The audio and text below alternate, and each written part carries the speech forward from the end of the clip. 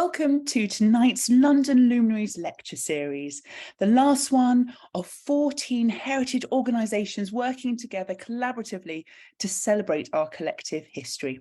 My name is Rachel Morrison and I'll be the host for this evening. So for the last time in 14 different broadcasts, I get the chance to welcome our fantastic chair for this evening. She's a literary genius and a superstar. She is Professor Judith Hawley. This is the last of our series of Luminaries lectures, but it's very much a case of last but not least.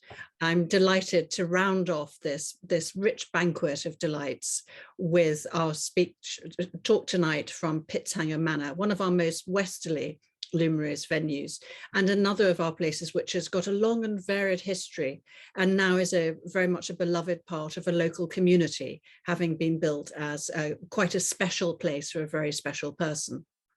And our speaker tonight is also a very special person, Clare Gough, who after many years of working in museums, she joined Pitzhanger Manor and Gallery as founding director to oversee the conservation project, which returned the manor to Sir John Soane's original designs. And she prepared Pitzhanger for its grand opening, very well timed in 2019. But since we've been able to party again after COVID, Clare has enjoyed entertaining at Pitzhanger using all the reception rooms. Over to you, Clare. Well, I'm absolutely delighted to be part of this last in the series of the Luminaries lectures, exploring food and drink in relation to that fabulous array of West London houses that make up the Luminaries. Tonight, as Judith said, I'm going to be talking to you about innovative British architect Sir John Soane and how he and his wife Eliza really enjoyed harvesting produce from their home Pitzhanger and entertaining their guests there. So here they are, John Soane and his wife Eliza in portraits of around the period. But first, let me introduce you to Pitzhanger Manor, the home of Eliza and John in the country. Here is illustrated in a watercolour by Richardson of 1832, slightly after the Soanes had actually left Pitzhanger. Soane bought Pitzhanger in 1800. He was 46 and felt, after really quite a tough start to his career as an architect, that he had finally made it as architect and surveyor to the Bank of England. And he really wanted to have a country home to reflect his newfound status.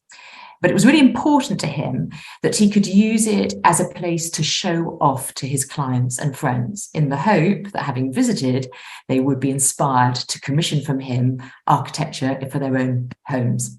So it was essential that his house was going to be within an easy carriage ride from central London. But he had other aspirations for his home too.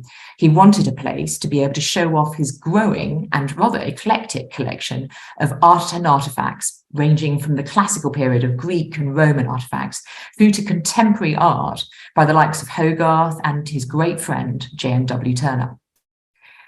Soane also had a slightly challenging notion of Pitzhanger being the new dynastic home for the Soane family and for future generations of Soane architects. He envisaged his sons and his sons' sons after them being architects and living at Pitzhanger. This was sadly an aspiration that was not to pass. But above all, Pitzhanger was to be a place of entertainment and for enjoying the rural pleasures of the gardens, the lakes that you can see at the back of the illustration, and the parkland. And for Soane, as for so many of us today, food played a major part in his social life. But for Soane, there was always something more with entertaining, something about the creation of a sense of theatre from its staging and its setting, something we will explore a little more as we hear how he entertained. Soane was a member of a rather fun committee, the Committee of Taste, alongside a variety of actors, musicians and journalists, including Sir Joseph Banks, the botanist and explorer.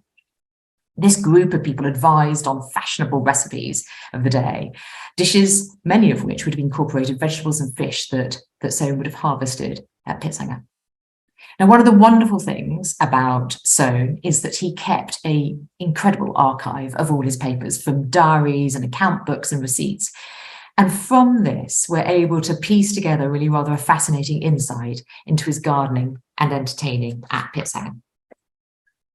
Now, recently, as Judith said, we have taken Pitzhanger through a major conservation project to restore it to how it was in Soane's time. So this is a picture of how it looks today, and I hope you'll see the strong similarity to the 1832 watercolour. But for those of you who don't know where to find Pitzhanger, let's take a look at a map. Sorry, not the most elegant of maps here, but I just wanted to give you a taste of where Pitzhanger is. And I can't, oh yes, I can see on my cursor. If you can see just up here, you've got Soane's home in Lincoln's Inn Fields. But just to give you a sense, in 1800, London pretty much stopped here at Hyde Park Corner at the beginning of Hyde Park. And so the rest was countryside. Ealing, and here you find Pitzhanger over here by this pointer here. Ealing was a village in the country. Now, of course, as you can see from the map, now very much gobbled up by expanding Victorian London and proudly a stop on the newly opened Elizabeth line. But also you'll notice that Pitzhanger is rather further away from the Thames than many of the other houses in the Luminaries group. Pitzhanger was built sometime later than many of those other houses, and Soane didn't need access from the river, but what he did need was a really good road, and the road that would enable him to get out to the west country into Berkshire and beyond. And indeed, Pitzhanger was just 1 hour's carriage ride from central London and from his house in Lincoln's Inn Fields, or if he chose to walk it, which he quite often did regularly first thing in the morning to go and catch a fish at Pitzhanger, it would take 3 hours to walk. Good walkers, those Georgians. But let's just go back to that Richardson print and just find our bearings a little bit around Pitzhanger. You can see down here, I think if I point with my cursor, you can see here's the entrance arch, the entrance to Pitzhanger. He wanted you to approach the house through this carriage drive from an oblique angle. And there is the wonderful cube of the house that Soane built, the villa with its amazing 4 Ionic pillars outside, attached to an element of the house, the old Georgian house that was on the site when he bought it, that he retained, and then joined up by this colonnade to this, which is the kitchen block, of course, separated from the house because of the risk of fire. But then this rather strange and fascinating element on the end of the house, which is a set of Roman ruins, but faux Roman ruins, not authentic Roman ruins. We'll come back to that in a minute. And then beyond, you can see the Serpentine Lake and his parkland, his 28 acres of parkland stretching beyond. Now, here's a plan from the British Library of that parkland. And you can see it's a slightly interesting plot. There was already a house when Soane bought Pitzhanger that took up this element of the space, but he had the 28 acres that stretched out beyond. The gardens at Pitzhanger were really important to Soane. Within a week of completing on the purchase of Pitzhanger, he had already commissioned his landscape gardener, John Haverfield, the younger of Kew, to redesign these 28 acres of parkland. The space was really special to him for providing space that he didn't have in his Lincoln's Inn Fields house, space to garden, to relax fishing, his one real pastime, as well as to entertain. And throughout the decoration of the house, you can see how Soane, through his architecture and through his decorative style, he seeks to bring the parkland in and to connect the house to the parkland. But let's just take a little bit of a deeper look at what you have here. So here, at the very bottom of the image, you can see the house connected to the kitchen block and then with the Roman ruins beyond. And here is his formal gardens, separated from the pastures and the wider parkland by the Serpentine Lake. So the Serpentine Lake effectively acts as a ha-ha to stop those pesky cattle from coming and munching his roses. And then beyond, you can see his fishing lake. We'll come back to that in a minute. And just here, if you can read the small writing here, you can see cowshed and rickyard. And this, really importantly, which I'm going to talk about now, is the kitchen garden, the walled kitchen garden. Now, Soane, when he acquired Pitzhanger, instantly expanded the kitchen garden because he wanted to have a lot of produce from it. Now, this image is of one of Soane's kitchen gardens, but in fact not at Pitzhanger. It's of a very similar one that he built he designed a few years later at Chelsea, but looks quite similar to the kitchen garden at Pitzhanger. Soane grew vegetables for his table, not just at Pitzhanger, but also grew enough to take back to Lincoln's Fields. And his fabulous records tell us about all the varieties that he grew, a wide range of varieties, including some now very rare, including early frame peas and Spanish onions, but a lot of herbs as well, from thyme and parsley and plenty of others. But a rather delightful note in his records records the fact that in 1802, he was given a present by Crace, Mr. Crace, the celebrated decorator, who gave him a peck of early forcing kidney potatoes. Mr. Crace was at the time working on the ceiling decoration of Soane's library, but of course now famous for so much decoration he's done in so many celebrated houses. We also have records of the fruit trees that Soane bought for planting at Pitzhanger in 1805, including peach, apples and cherries. And a rather delightful note from Eliza Soane in her diary in August 1804. At Ealing, bottled cherries, out of doors all day. Sounds like a rather nice day. Fruit and vegetables were stored, if they had enough, over the winter. And when the house was sold in 1832, the sales particulars talk about a potato house and an apple chamber.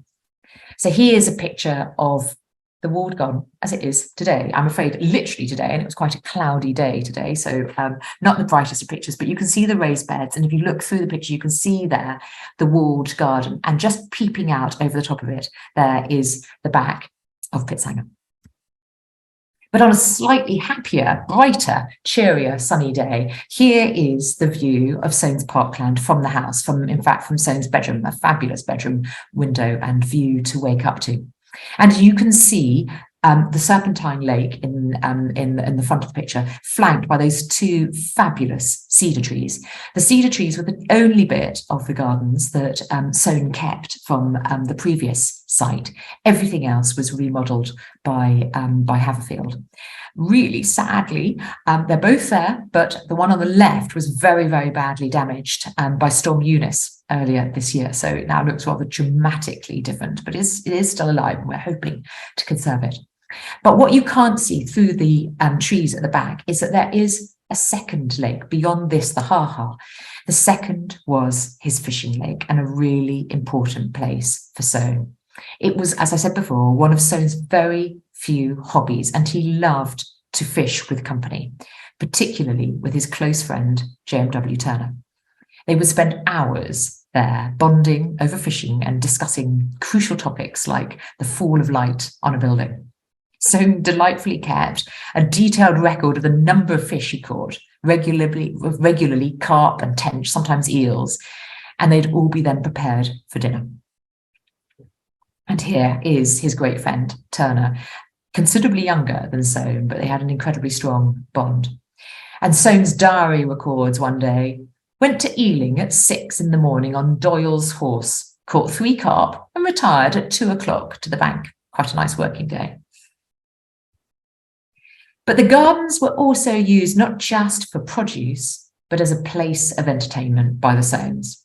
Soane records in his diaries that during the Ealing Fair, which was held annually in front of Pitzhanger, on the public space, the public green, Ealing Green, when the fair was on, the Soanes would then entertain 100 to 200 guests at Pitzhanger here outside the back of the house to a déjeuner à la fourchette.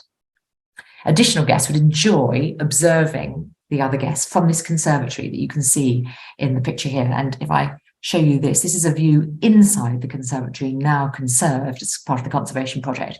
You get that lovely effect of the puddle of blue and yellow light from the stained glass into the conservatory, but a fabulous view from there over the garden. And here you can see guests enjoying the conservatory and being entertained within it. Soane filled his conservatory with what he describes as antique urns, vases, statues and other sculpture, vines and odoriferous plants.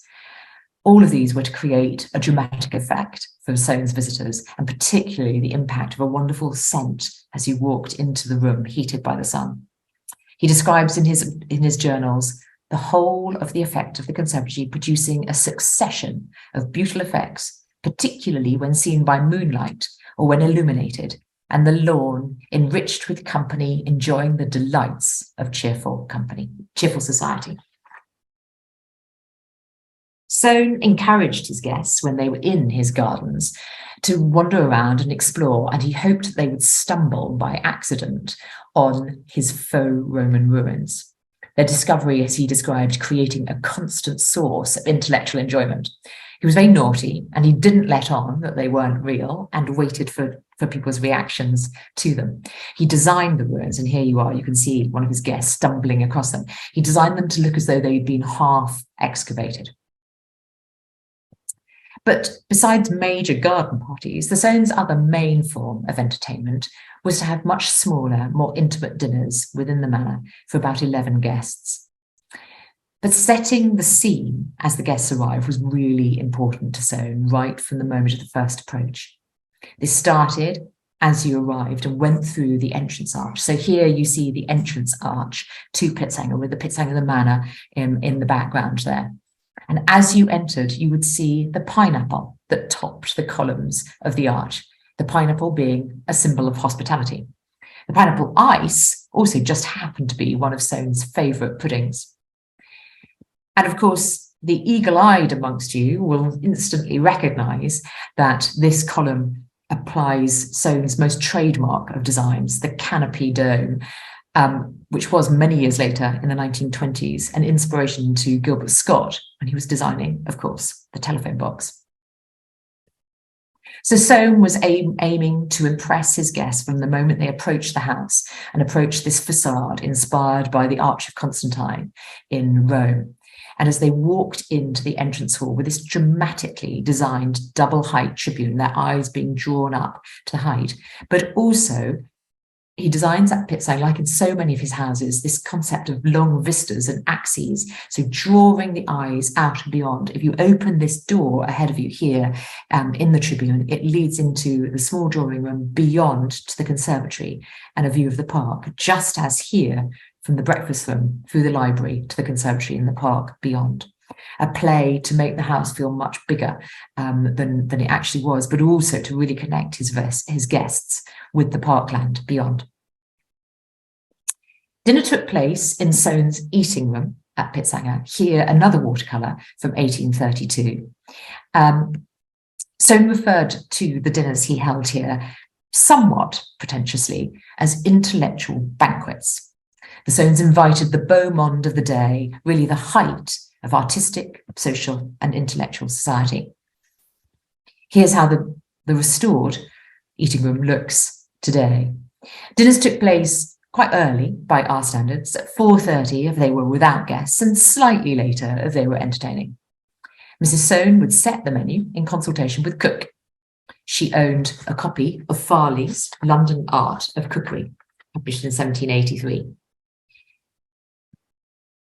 For a formal dinner, there would be 2 courses, each of several dishes set out like a buffet, and books like this advised on the layout of the table.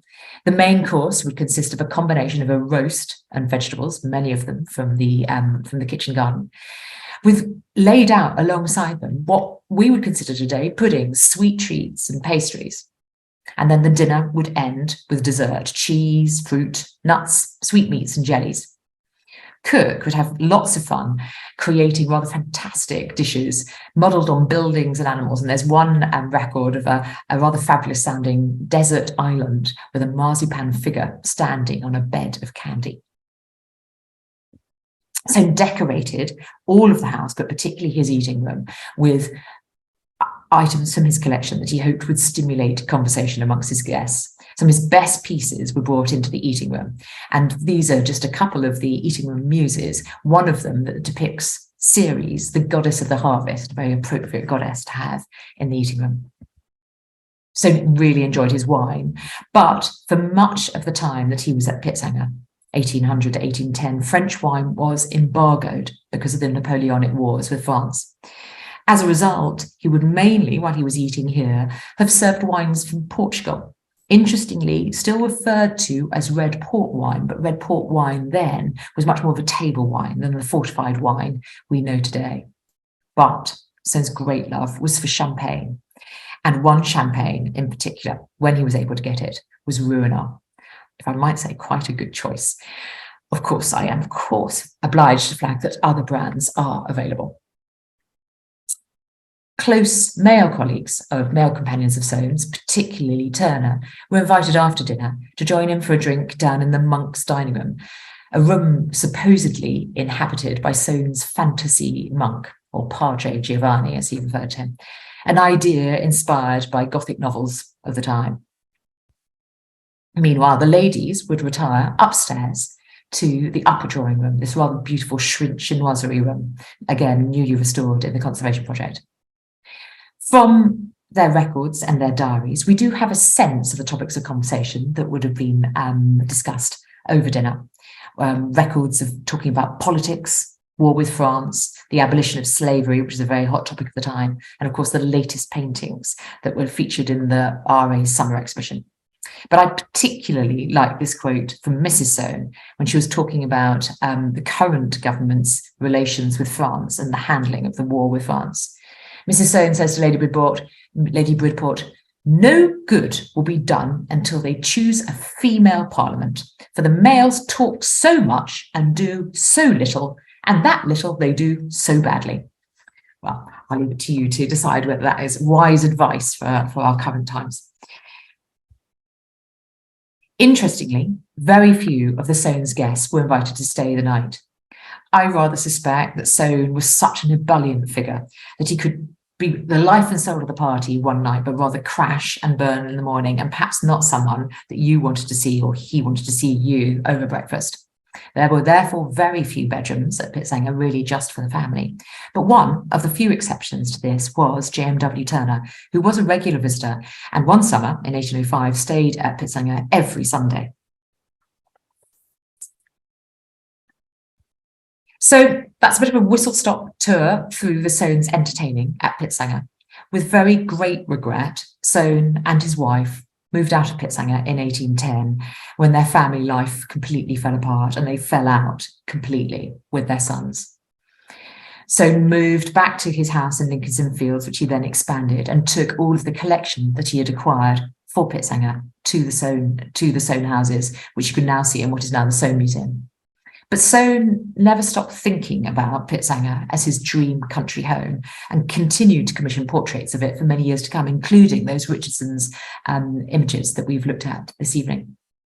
Pitzhanger continued to be a home for 90 years for a succession of private families, all of whom would have used it for entertaining, until in 1900 it was sold to Ealing Council, making the house the local library and the gardens and surrounding parkland a fabulous local amenity, the local park now known as Walpole Park.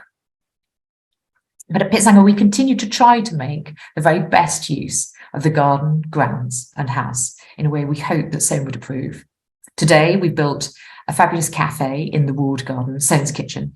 We've had our trials and tribulations as it had to close because of COVID and our operator couldn't carry on after that. But we have reopened and are looking forward to better times to come. We're also trying to rebuild the use of the raised beds in the kitchen garden and setting up an outreach programme with local schools where the children will grow their own vegetables and herbs there. And we've reintroduced bees into the parkland and sell our own Pitzhanger honey in our shops. And one of the things we really aspire to do at Pitzhanger is to make it more and more the hub of our community, a place where community events are celebrated and community memories forged. And here, this rather wonderful picture is of just earlier this year. You can recognise from the beacon that's been lit. This is celebrating the Queen's Jubilee with the lighting of the beacon in June of this year. So that is celebrating and entertaining at Pitzhanger. We very much hope you will come and visit. Thank you so much, Claire. That was an amazing, more than a whistle-stop tour. It was I felt as if I was being led by Sir John Soane himself and stumbling across things that he hadn't pointed out. Now, before we leave this segment of our evening's entertainment, I want to point out to you, our audience, that although this is the end of our formal series of talks this season, they will all shortly be displayed on the laser display screen, known as the interweb, and you will be able to watch or rewatch any of the talks. Now, Claire mentioned the involvement of the community and Pitzhanger's desire to work with people who live in the neighbourhood. And if you are in the neighbourhood, or if you're anywhere near the Elizabeth line and can get to far west London, to Ealing, do support Pitzhanger by volunteering to plant out those beds, or to hang candles in the cedar tree, and to light bonfires at festival times of the year. Do support Pitzhanger with your time, or if you can't with your time, with your money. Thank you so much, Claire.